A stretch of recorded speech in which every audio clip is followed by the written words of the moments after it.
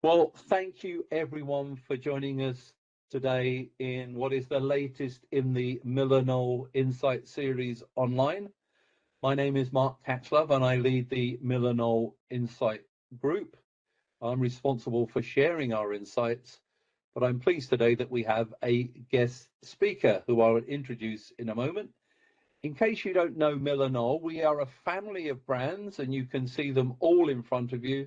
And all these brands design and manufacture products for places where people live, where they learn, where they get healed, and where they work, which is going to be our focus today. I'm really honored today to have Dr. Peggie Rothe from Leesman. She is the Chief Insights and Research Officer at Leesman. I'm going to get her to tell a little bit more about herself and a little bit more about Leesman. Really looking forward to lots of really useful data. Thank you very much, Peggie, for joining us. Over to you. Thank you, Mark, and thank you for inviting me. I've listened into these webinars before, but I've never actually had the opportunity to share insights. So I'm really excited about being here today and sharing the interesting stats from our latest research piece. Before we go into that, though, briefly about myself. So I've been passionate about workplace for about 20 years. I originally actually studied real estate management and real estate valuation and did a master's in that. But I realized quite quickly that I wasn't too interested in doing cash flow analysis and valuating buildings based on a monetary value, because already back then, and I still stand by this, I thought that the real value or the most important value of the built environment and the buildings that we build comes from the value that it offers the users. So when I graduated, I then worked as a consultant for some years, and then I headed back to university to do research, basically within workplace and corporate real estate more widely.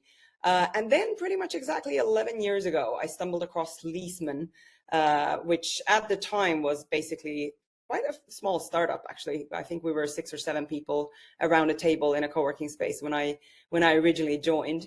And so for those of you who are not too familiar with Leesman, we have a sole purpose to help create better places to work. And we do that by offering a completely independent and standardized measurement of the experience that people have of those places. So essentially, we gather the data that you need in order to make decisions on how to improve the workplaces and how to make them better. It's all based on an online survey, a standardized online survey that exists in more than 40 different languages. And we've collected quite a lot of data to those to that standardized survey. So currently we're looking at about we're looking at approaching 1.5 million responses to those questions from nearly 10,000 workplaces that we've measured. Now, this was what we were mainly focused on back still in early days of 2020, and then the pandemic hit. And quite early on then, we had clients who had a large presence in Asia who were asking us whether we could help them also measure the experience that their knowledge workers were having working from home, since they had to send them all to work from home due to COVID. So we then developed a parallel set of questions which are nearly identical to the questions that we ask about the office environment. And to date, we have collected more than 500,000 responses to those home working questions as well. Now, having this much data, it enables us to do a few exciting things. First of all, any organization that does our survey gets their results benchmarked against our database to give it basically perspective, to tell them what's actually a good score and what's not perhaps such a good score. But then the other exciting thing that we can do is we can utilize this data to basically crunch it and search for insights and look at what is working within workplace and what is not, and then therefore share insights more widely to basically help us work towards that purpose of helping create better places to work by sharing insights more widely and helping the entire industry learn from what our data is saying.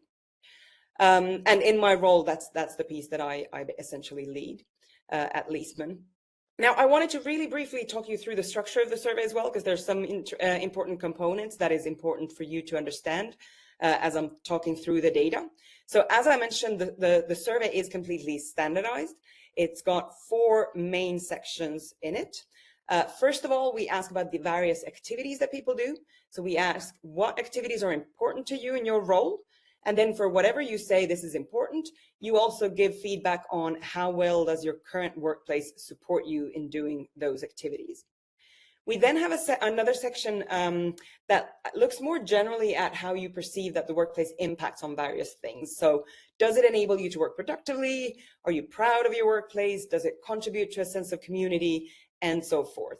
Now, out of these, the results from these 2 sections in the survey, we then calculate our main KPI score. It's a score from 0 to 100, which basically tells you in that one number, how good is the workplace for these employees, considering the roles that they're in and so forth.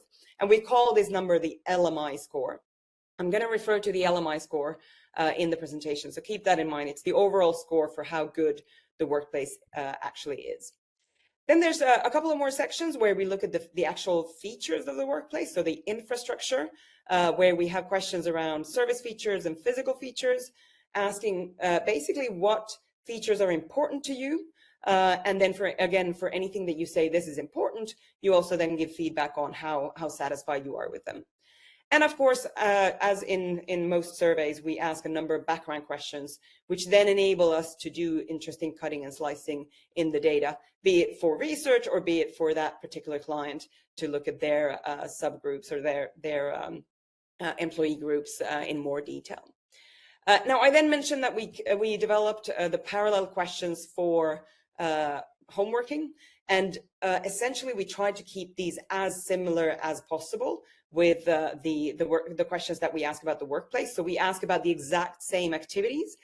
We have similar impact statements, and we also then calculate an LMI. The only difference is we call it an HLMI, which stands for Home Leesman Index, which is also a number from 0 to 100, which we can then compare to the overall office LMI. And then we also ask questions about the various different features in the home environment and how satisfied you are with those in your current home working environment. So that's the structure of the survey. Now, this research that I'm going to talk you through, called Focus Forward, in this one we actually did something slightly different. So those of you who have followed us, you know that we typically publish 2 research pieces a year, most often actually based on the large experience database that I've just presented to you. This time we wanted to utilize some other data as well. So in addition to the workplace experience data that I have also weaved, or we have also weaved into this research, we've actually predominantly focused this research based on a senior corporate real estate leaders poll that we've been running since 2021. So this is a poll that basically goes out to the most senior decision makers within occupier organizations related to their real estate. So the most senior corporate real estate leaders in predominantly large occupier organizations. We started doing these polls in 21 because, as you may remember, there were a lot of questions out there at the moment, or at that point in time, and people were figuring out hybrid and return to office and so forth. So we thought it would be good to basically get some answers from the senior CRE leaders directly to see what are their challenges, what are they working on, what are they doing, and so forth. Now, this particular report that or the research that I'm going to present to you is based on the latest poll that we conducted at the end of last year, where we had 132 most senior corporate real estate leaders from occupier organizations, nearly 120 different organizations, and a big variety of different industry sectors respond to our questions. And just to give you a sense of the size of these organizations, these are predominantly global organizations. So nearly 70% of them have more than 10,000 employees, and a small minority with less than 1,000 employees. Now, one of the questions that we had in the survey was, what is your biggest priority for 2025? So in addition to predominantly structured questions and predefined response options, we had this one question which was open-ended, where we asked, what is your biggest priority for 2025? And we got a lot of answers here, and a somewhat large variation in the answers as well. So there was everything from like focusing on sustainability and creating a sustainable portfolio, to integrating IT or utilizing technology better, and so forth. But so what we did was we did a bit of a thematic analysis of all the responses. This is just a sample, by the way, all the responses that we got, to see whether there were any particular topics that were kind of merging that occupier organizations said that they were focused on for this year. And we identified three. So the first one being, perhaps no surprise to anyone, embracing hybrid working. The second one being a focus on improving the employee experience. And the third one then being basically figuring out what to do with the real estate portfolio. So optimizing their real estate portfolio. So in this session now, I'm going to talk through each of these focus areas, because as it just happened, the questions that we had asked in the poll kind of relate to these topics anyway. So we decided to structure our entire research piece on these three focus areas that the occupier organizations said that they have. So I'm going to talk through each of these one by one and share some of the insights from some of the results from the poll, combined with some insights from the overall experience database, which is the one where the employees directly respond related to their own workplaces. So we'll start off with the first focus, so embracing hybrid working. And this will also not come as any surprise to anyone, I think. But if we look at our experience database and look at where do employees work, we can certainly, again, confirm that hybrid working is certainly here to stay. The vast majority of knowledge workers work in a hybrid way. So out of all the responses that we've collected to our experience survey post-pandemic, so between 22 and 24, which is the data, the timestamp in all the stats here from the experience database that I have in this presentation, more than 500,000 responses, that is. 88% say that they work in a hybrid way. 12% did not, based on our definition, which was essentially that you work in multiple locations. So those 12%, some of them work fully in the office and some of them work fully from home. So by definition, not hybrid.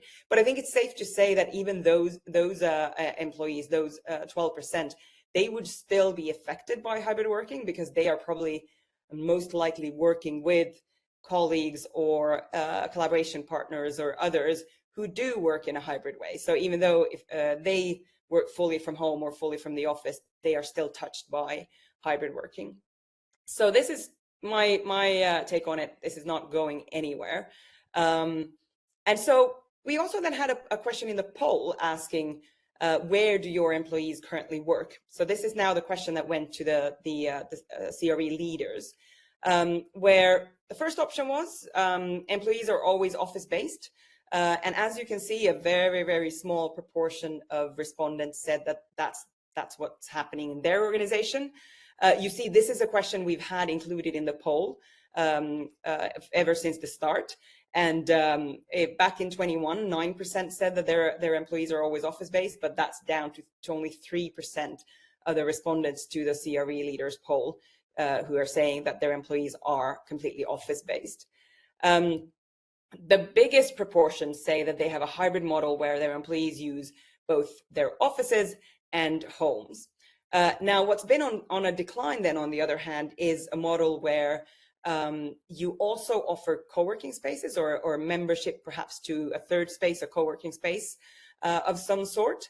And then hardly anyone who responded to, well, 0% in this latest poll said that their employees are always remote. So no remote first or completely remote organizations who have responded to this poll. But I want to go back to that third category there, having a hybrid model where you use your offices and homes and also offer co-working space membership or access to co-working spaces. I have to admit that in the beginning of the pandemic, I thought that was going to perhaps take off and be an even more popular way of doing things. But as you can see, if we compare to 21, it's literally halved. So only 14% of organizations are saying that they're offering co-working membership. And also, like, reflecting back to before the pandemic, I think a lot of bigger organizations were exploring with that, where they would perhaps offer memberships to co-working spaces where you could then stop by a co-working space instead of going to the corporate office in case you, perhaps, for example, had a client meeting somewhere in the different part of the city or so. I think the reality that has basically come true now is that if you're in a situation like that, instead of then traveling through the entire city to go to the corporate office, you just go back home and then you finish your workday there instead. And also, I think during the pandemic, we were kind of hypothesizing with that those who have a poor experience working from home perhaps then benefit of going to an office nearby home. But I guess the reality is your colleagues aren't in that co-working space near home. So if you're going to the office, say 3 days a week, the 2 days when you don't go to the office, you perhaps don't want to go to an office where you still don't know anyone. So then in that case, you just decide to stay at home. And this is quite aligned with when we look at our experience database in terms of what proportion of employees, so what proportion of those more than 500,000 respondents say that they do use co-working spaces or do use some of their work in serviced offices or co-working spaces.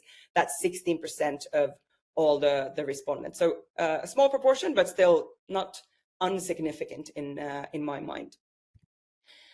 Now then, we had a really interesting question asking about what's your organization's approach to RTO, where what we now see in this latest poll is that the majority say that they have an organization-wide mandate to work in the office a certain number of days per week or month. Now, note here, it doesn't mean full return to office, but that there is an organization-wide policy essentially defining how often you should go to the office. And that's increased partly at the expense of the model where decisions are made at local or business level, business unit level. And also we've seen a massive decrease in organizations giving employees full choice. And this is actually also quite an interesting one, because we dug through the archives and we went back to the very first poll that we did, where we had a bit of a future gazing question asking, who will decide in the future how often employees go to the office? And out of the respondents in that first poll, as many as 37% predicted that post-pandemic, we will offer employees complete freedom over when they use the office.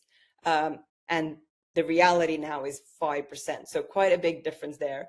And this is not to say, I think what this tells us is that future gazing is difficult, and just kind of thinking back at 21, nobody really had answers, and nobody really necessarily has all the answers now either. But it was really difficult to kind of know what was going to be the best approach or the best way to do things. So at that time, the best organizations could do was try something, and if it doesn't work, then try something else, because nobody was really had been in this situation before. But quite an interesting difference there between what we thought back 4 years ago.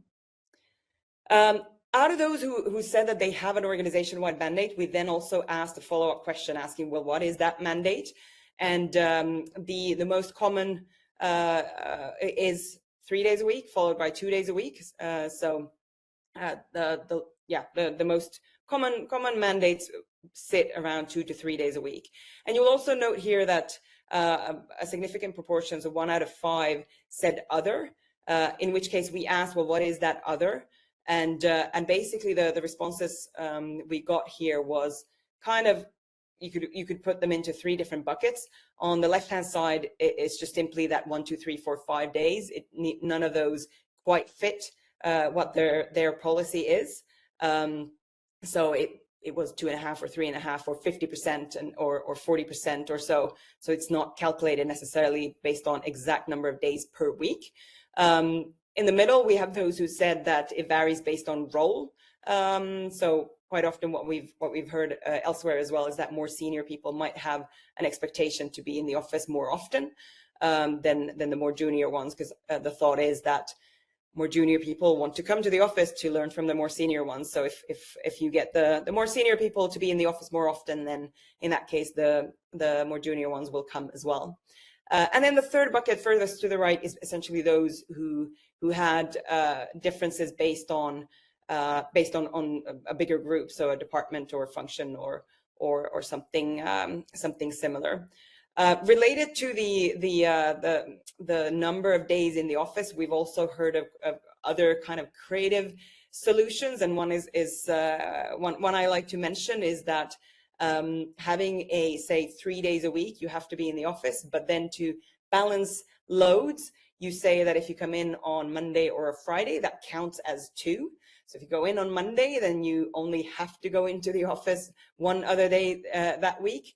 Don't know whether it's good or not, but anyways, that's an approach that I've also heard about, not in this particular poll though. And how does that then relate to, if we look at our database, our experience database, and what the employees themselves are saying about how much time they spend in the office? So again, based on those post-pandemic responses, 500,000 one, then what we're seeing is that over 60% still go to the office maximum 3 days a week, with 2 to 3 days a week really being kind of the peak. Now then, perhaps one of the most interesting questions I think from the poll was where we asked these respondents and these CRE leaders, as a leader, do you think your organization has found the right approach to return to office? And our response options here were quite straightforward. It was either no, our approach needs a major revision, somewhat, but it still needs some improvement, or yes, our current approach works for us. And what the results showed us was only 5% say that their approach needs a major revision, but the vast majority say that their approach only works somewhat and it still needs some improvement, leading only 31% who say, yes, our approach works for us. And what this is really telling us is really that we haven't kind of broadly figured out return to office necessarily yet. So only less than a third think that they have, while the vast majority recognize that it's not quite there. They're not quite there yet. So I guess one of my messages here is that if you're an occupier out there and you feel like your approach doesn't quite work yet, you're not alone. The majority of organizations are still trying to figure out the right approach for them. I also presented these results to some occupiers in a smaller workshop a while back, and I had some feedback on the 31% where it was actually challenged and said, we believe that the 31% who say that they have found the right approach, they're either lying or they don't know that it's not working. So quite a bit of skepticism there in terms of whether the industry has really figured out return to office just yet. Now, we then also looked at this question based on the two main approaches to see whether either having an organization-wide mandate or having the decisions made at local or business unit level, had a stronger likelihood of leading to a sense that it works. And the results were pretty much identical. So no difference there, which again tells us that there's not one approach that is more likely to lead to a better outcome. It's really, it comes down to the organization. It comes down to how well that approach works. It comes down to how the approach is implemented. So clearly we can say based on this data that there's not one approach that will basically lead to success for each organization. Everyone needs to figure it out themselves, what works best for them. So summing up this first section and the first focus and priority for organization, what we could tell from the poll was that structured hybrid seems to be the new norm, but it still requires fine tuning. So we still haven't figured out hybrid working altogether. Okay, then moving on to the next focus that the leaders said that they're prioritizing this year, which was improving the employee experience. And here I first want to draw again on some results from our overall experience database. So if we look at that LMI that I explained earlier on, the average LMI the year before the pandemic, so in 2019, this includes more than 200,000 responses. The average LMI was 64.3, which basically is okay, but it's not excellent. 70 is where we draw the line of it being excellent. It's also not super poor. So okay, but kind of a lost opportunity to really utilize Workplace to support the organization. So the average office, or basically the average LMI across all the workplaces that we measured in 2019 was 64.3. Now the average LMI last year was actually quite significantly higher, considering that we're talking about a lot of data points here. So nearly at the threshold of excellent experience at 69.5. So what we can tell from this is that the average workplace has become better. It looks like organizations are investing in their workplaces and trying to improve the employee experience, which is great, because what happened during the pandemic was that all of a sudden we all experienced something else, which was working from home. And last year, the average HLMI, which is the home working experience, was 79.5. So exactly 10 points higher than the average office LMI. And in plain English, what we've kept saying this means is that the average home that was designed for living is better at supporting work than compared to the average office that was actually designed to support work, which is of course not a good thing. So it's a good thing that organizations are saying they're focused on improving the employee experience. Now, in order to do that, in a hybrid world now, it's more important than ever before to have a defined purpose for the workplace. So what is the purpose? Why should employees be coming there? And this was a question that we had in the poll where we asked, what are the main reasons your organization has office workplaces? So we had a list of different purposes. You'll see them in a bit. And we allow the respondents to select up to 3 different options. And this is what the results looked like. So before we go into any individual ones in more detail, a few observations is that, first of all, is that we had responses, quite distributed responses. There's one that stands out at the top, but generally, most of the options got quite significant numbers of selections, which means that the purpose of the office is not the same from one organization to another. Another interesting observation is that, as mentioned, we allowed to select up to 3 different options, and pretty much every single respondent, except for I think 1 or 2, selected 3, which basically shows that we want the office to do different things. We don't have offices just for one purpose anymore. But then if we look at the more detailed ones, the one that really stands out at the top, why do we have offices, is to foster collaboration and knowledge exchange, followed then by promoting employee connection and driving innovation creativity. I find it quite interesting that to enable productivity is only 5th on the list and only selected by pretty much 1 out of 4 CRE leader. And I think had we asked this question before the pandemic, I'm pretty sure that we would have seen the purpose of having offices to enable productivity a lot higher up in this list. But if we kind of conclude or sum it up, this was the top 3. The top 3 reasons to have a workplace that the CRE leaders told us. So foster collaboration, promote connection, and drive innovation and creativity. So all things that kind of relate to being together and doing things together and connecting with each other and socializing and so forth. Now, if we then look at our workplace experience database and look at all the activities that we ask about, as I mentioned in the beginning, we ask which activities are important to you in your role, So we can then look at what are the activities that are most important for knowledge workers. And the top 3 activities across the database post-pandemic are here.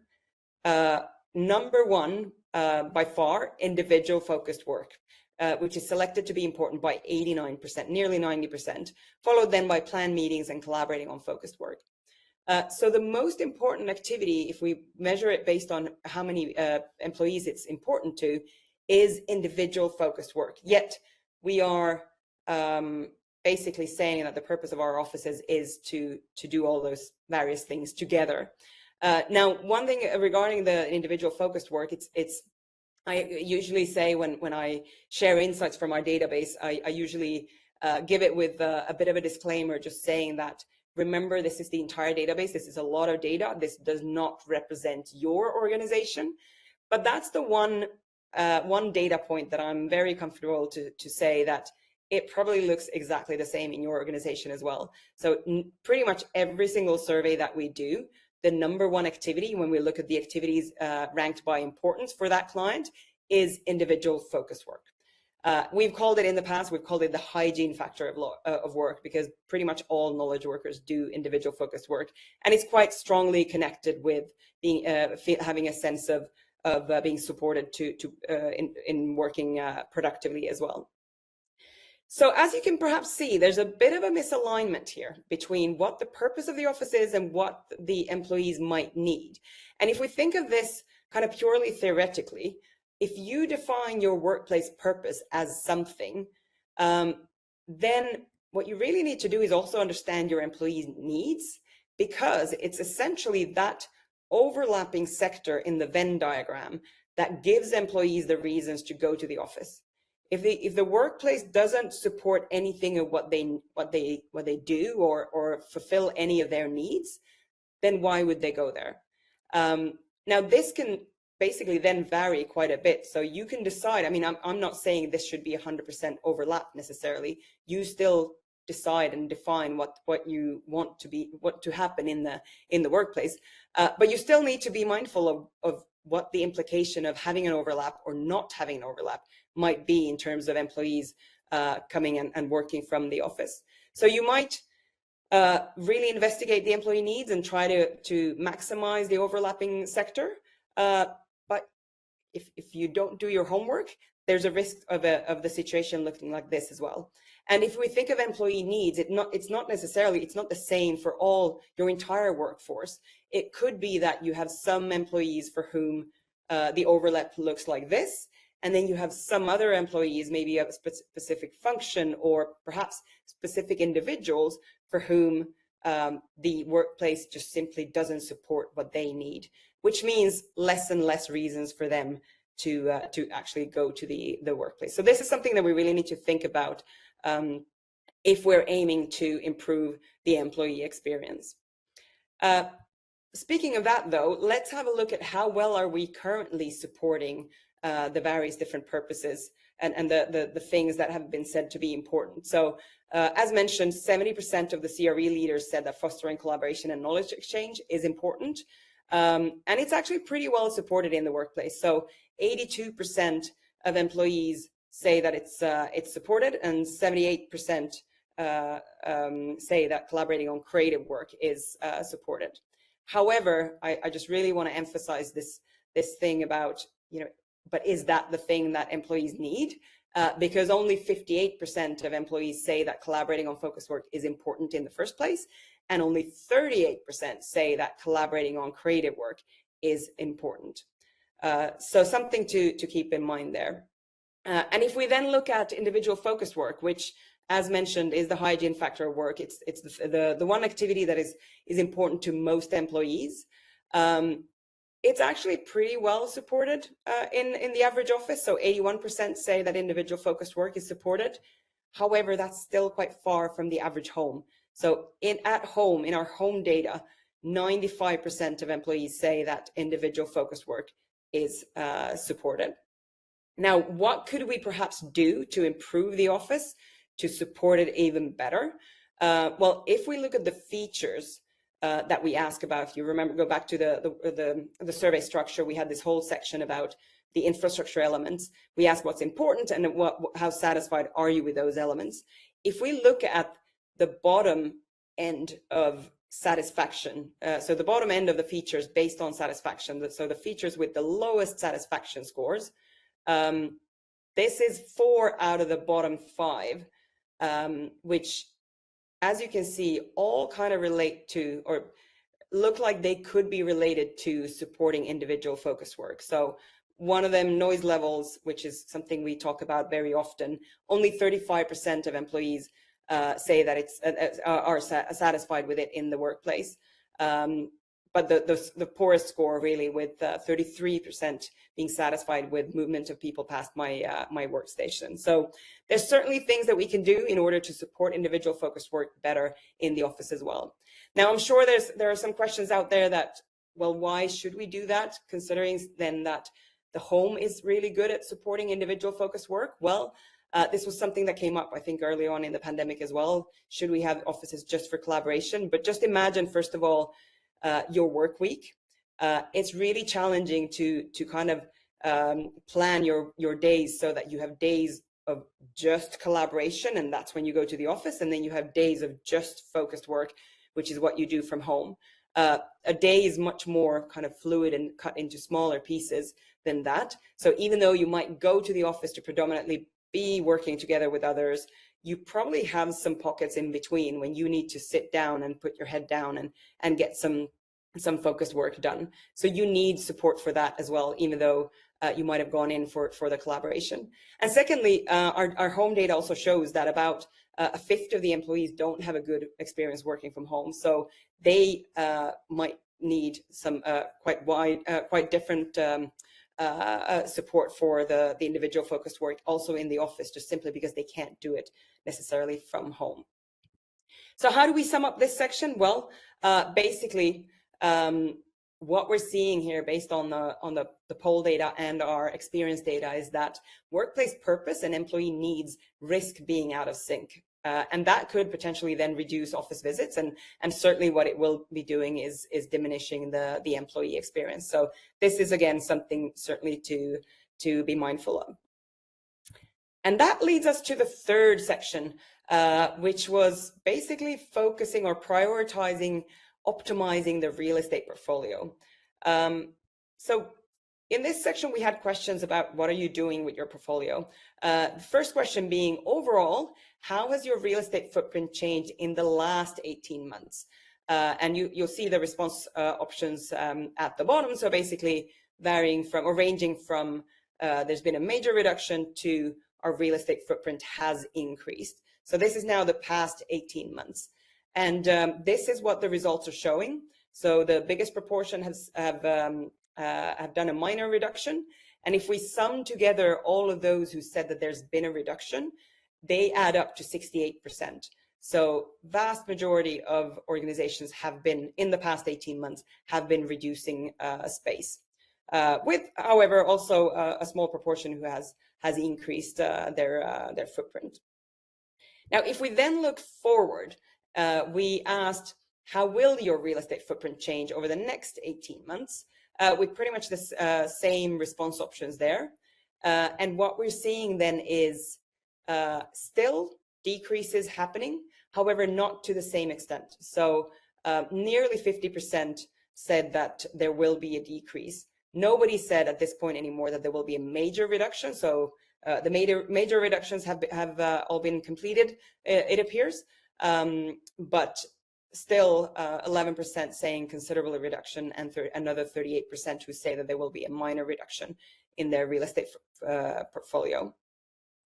And if we add together, if we look at, well, what proportion of employees, what proportion of organizations had either decreased and or will increase, so that there's basically a decrease in this 3-year period, that adds up to 74%. So 3 out of 4 organizations report that they either have and or will decrease their footprint in the past and the next 18 months.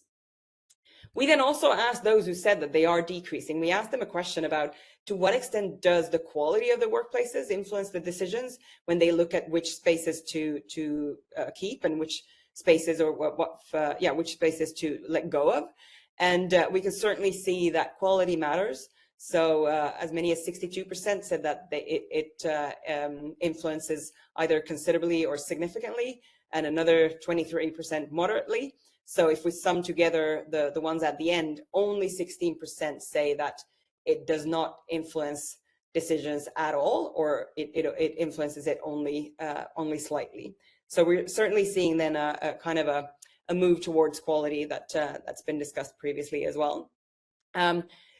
If we go back to just the real estate or the footprint change that that was reported on, and we ignore whether it's increase or decreasing the footprint, what it adds together is that out of the organizations who responded to the poll, 61% said that they are in some way or form changing their real estate footprint over the next 18 months. Now, what that then means, in my opinion, is opportunity. So if real estate footprints are changing, if you're doing changes to your workplace, be it a decreasing or letting go of some spaces or taking on new spaces, that's always an opportunity to rethink what you have, and ideally then focus on quality and ensuring that you can then meet the objective of the second section here, improving the employee experience. So to sum up this third section, basically what we would say is that the footprint shifts, they present a massive chance to rethink workplaces, where we hope that really quality takes priority, and that's what we're seeing in the poll results as well.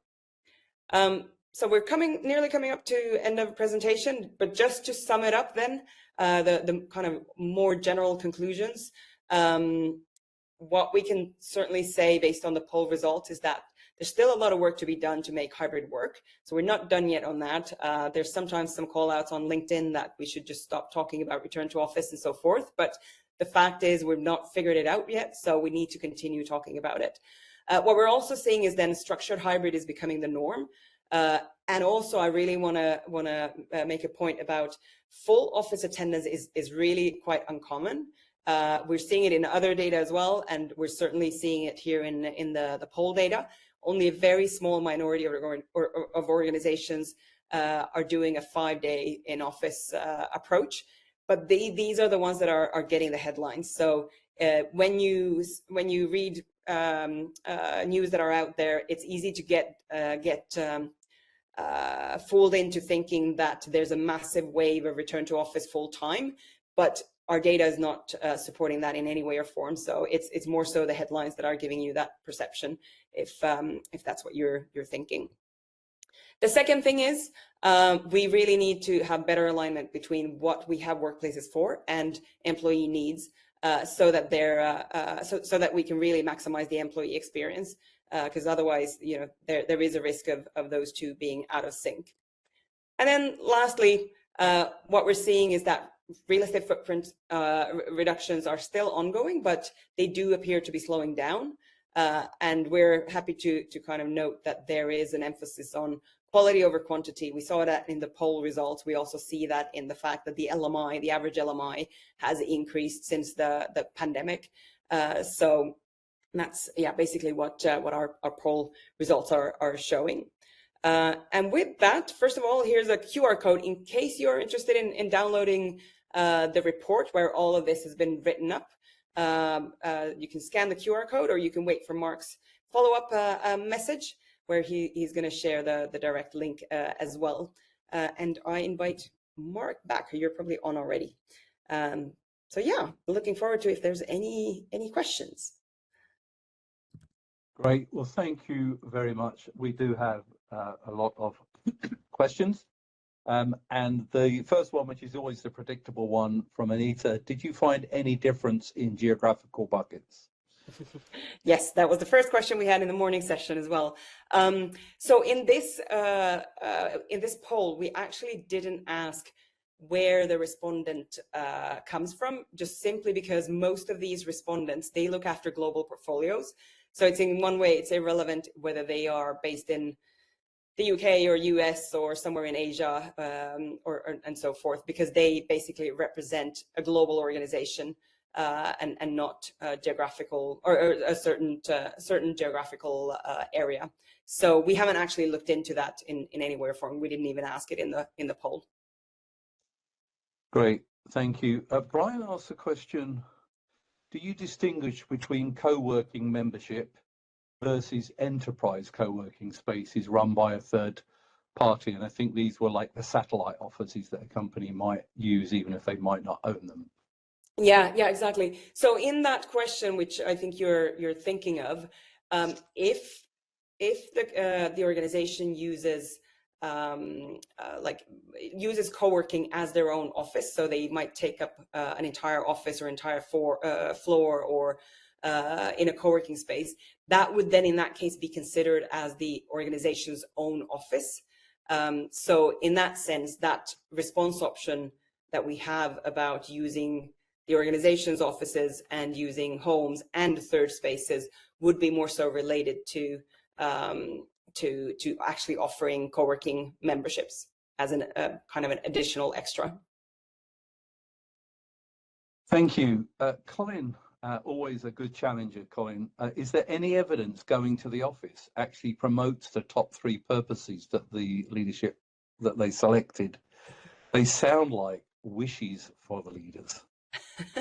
Well, since the beginning of the pandemic, when we started getting enough homeworking data, we've been comparing those activities to see where are certain activities better supported. And any activities related to things you need acoustic privacy for are better supported at home. But then any activities related to more the social aspect do typically get a better score when you're working in the office. So at least based on the employee experience, what we're seeing is that, you know, collaborating on focus work, collaborating on creative work and so forth, it is better supported in the office compared to at home. So I think there is data to show that, and I certainly wouldn't argue against it. I guess the big question is really to figure out like what proportion of that does our work constitute and what proportion is perhaps more focused work. Okay, that leads me on to a question that Laura's questioned. How is focus work defined? Is it heads down work where you can't be disturbed, or work that you do on your own and can have some distraction or interruptions? And I was also intrigued, you used the term focused collaborative work and focused individual work. Could you explain? There's 2 questions in one there, sorry. Yeah. So the question per se is individual focused work that is desk-based. So we don't actually separate what sort of focused work is. And I agree, there are 2 different types of individual focused work. I typically talk about the difference between snorkeling and deep diving, where snorkeling focused work is exactly like snorkeling, like you're in the sea watching the corals and the fish. And if someone taps you on the shoulder, you can just put your head up and have a chat and then go back right into it again. While then deep diving is like deep diving, where it takes you time to actually get there. And while you're there, if then someone taps you on the shoulder and has you and makes you go all the way to the surface, it's going to take you time, and it's going to take time before you can even go back down again. And it's going to be challenging. So we don't actually differentiate between that in the survey per se. Now, the difference then between individual focused work and collaborative is that we ask about 2 different activities related to collaboration. So collaborating on focused work and collaborating on creative work. So I'd see that as, yeah, I see a 2x2 in front of me, basically, where you've got collaboration or individual, and that collaboration can be either creative or it can be more so of the focused kind. Great, thank you. Deborah asks, what about the generational differences? Generation Z, for example, are less likely to have the appropriate working conditions at home. Was that taken into consideration? Yeah, absolutely. This is one of my favorite topics, and I could probably answer for an hour on this particular thing. I've declared myself a generational skeptic about 20 years ago or so. Basically what our data has been showing about office experience from way back already is that the younger employees on average have a better experience in the office. And then when we started measuring the home working experience, it was a reverse, where the younger employees were the ones who on average had the poorest experience working from home. In the office, they have a good experience because typically they are in the beginning of their role, beginning of their careers. They have perhaps more simpler roles. They don't have as much experience and not as much different things that they need to do. And therefore it's easier for the workplace to support what they do. But then at home, on the other hand, just as Deborah has said, they are less likely to have a good working condition, and many young people are flat sharing and so forth, and they work from a setting that is not really intended for work, which we've seen in our homeworking data is the strongest driver of your homeworking experience. So we cut based on all the demographics and everything, and the biggest variation we found based on what's the setting you have when you work from home, where those with an office naturally have the best experience on average, and those who work from a kitchen table have the poorest experience on average. So I agree that there might be some, I mean, when we look at the overall experience scores, it's based on the entire database. There is for sure some variations, but the one thing I would want to call out here is that it's not necessarily dependent on generation. It's more so life stage and responsibilities at that point, and so forth. Now, long answer to that.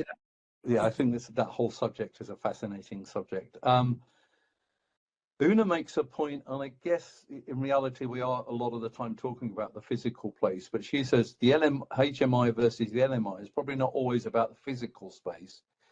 Many social and behavioral and psychological factors must be at play in this. Yes, absolutely. We in a research publication quite a few years ago called The Workplace Revolution, Part 1, essentially, we kind of did this workplace experience model where we defined all the things that impact on the experience that you have of your workplace, because I could not agree more with Una that it's a lot more things than the space itself that impacts on how you experience the space. And so in that we basically had this wheel with various different sectors, including things like your role, your expectation, the organizational dynamics, the behaviors of your own behavior and the behavior of others will impact how you experience that same space. Also, how the process of how a space is delivered when it's initially delivered will impact on how people experience it. So, and I do kind of think that it, like, to some extent that applies to home as well. Perhaps not to the same extent, because you're not going to have an organization making the workplace too crowded or anything like that, like at home. So that there are perhaps less things that impact on the experience at home because you have more control of it. But nonetheless, I do think that some of those factors, like behaviors, are going to have an impact on your home working experience as well. Great, thank you. I'm not going to be able to get to all the questions, but I am going to finish with Conrad's because I love this one. And if you can't answer it yet, maybe you can come back in a year and answer it. Are there any patterns related to the LMI score for organizations that have reduced their footprint? Are they better or worse pre-reduction, especially with regards to the experience requirement? Has the reduction been positive? Yeah, I think so. Per se, directly, it's impossible for me to say because we haven't looked at organizations who have reduced and exactly then, what's the LMI. But what I can say, which relates back to the research that we published in the fall, which is called The Value of Variety.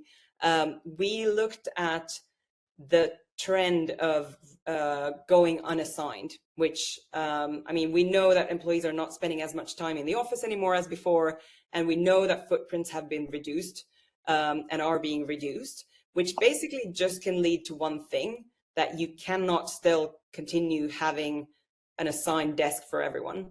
And so we looked into that in more detail. We looked at how does that impact the employee experience. And basically, long story short, is that on average, workplaces with assigned settings have a slightly better, higher LMI than if we look at all the workplaces with unassigned settings. However, the point with unassigned workplaces is if you do an activity-based environment, which is what you should be doing if you're going unassigned, it means that you're offering different types of spaces and areas for different types of activities. So those who do it well, where they don't just go unassigned and, so to speak, take away the desk, they actually invest in looking at what are the activities that our people do and what sort of different types of spaces shared spaces can we offer to ensure that all those activities are supported. Those actually score best on the HLMI. So those have the highest average HLMI. So kind of, I don't know, maybe this was a long story to get to the point that based on that, I would say like you can reduce space and even increase the experience, because it's not really a matter of how much space you have, it's how you utilize it. Thank you. I'm going to break what I've just said. Actually, I'm going to ask one more question. A combination of Rosie, who asked about the commute, is that an impact? And Seth, who says, how does the family make up, location of the office, technology you use, how does that all affect the data? Yeah, the commute is something that we don't ask in the survey per se, but we have additional questions or additional modules that you can add on to our standardized survey, where a commuting module is one of them, where if you do that, then we can basically cut and slice and see, what's the LMI or HLMI of those who have a longer commute. Now, overall, this is something that we have looked at in the past, and which I can say kind of or talk about anecdotally, is that based on that commuting module, one interesting finding has been that it really matters what mode of transport you have. So if you basically the cutoff point of you still being satisfied with your commute is a lot longer if you bicycle to work. But so you can have a commute that's over an hour and you bike to work and you're still satisfied with it. If you drive to work, typically the cutoff point is like 15 minutes. If your commute is any longer than 15 minutes, you're going to be dissatisfied. So I think in some way or form, indirectly, commute is going to impact on your experience. And same thing with, I think, what was the question, family situation and so forth. That's something that we certainly saw during the pandemic, where, because we have a question asking when you're working from home, who's typically there, and we would typically see that if you have, for example, kids or others present, then that might have a poor experience or have an impact on your experience and decreasing your home working experience. Peggie, thank you very much for an outstanding session, and thank you for everyone for joining us today. Thank you so much. Thanks for having me.